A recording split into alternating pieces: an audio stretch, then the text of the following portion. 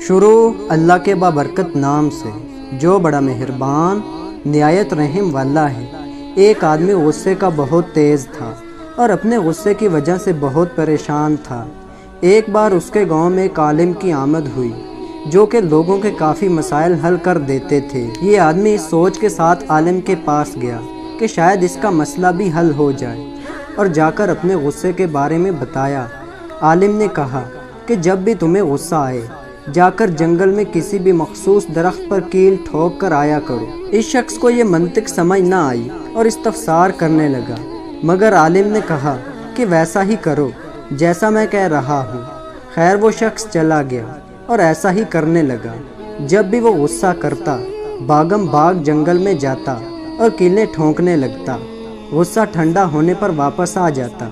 یوں دن میں کئی بار جانا اور کیلیں گاڑنا اسے مشکل لگا، اور اپنی سہولت کے تحت ہی صحیح مگر اسے غصے پر قابو پانا آ گیا۔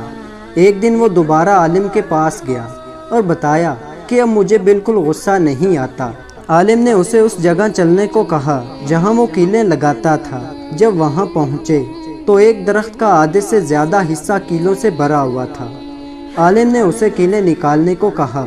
بادل ناخواستہ وہ کیلیں نکالنے لگا۔ جو بھی کیل نکالتا کیل کی جگہ ایک سوراخ رہ جاتا۔ کچھ کیلیں نکال لی تو عالم نے کہا کیلوں کی وجہ سے ہونے والے سوراخ وہ سوراخ ہیں جو تمہارے غصے کی وجہ سے لوگوں کے دل میں بن جاتے ہیں۔ جیسے کیلیں نکل گئی غصہ بھی ختم ہو جاتا ہے، مگر غصہ دلوں میں کیل کی طرح گڑ جاتا ہے۔ اس کا اثر دلوں میں ہمیشہ کے لیے رہ جاتا ہے۔ خوش رہیں، خوش رکھیں۔ تو دوستو اللہ تعالیٰ مجھے اور آپ کو عمل کرنے کی توفیق عطا فرمائے، آمین۔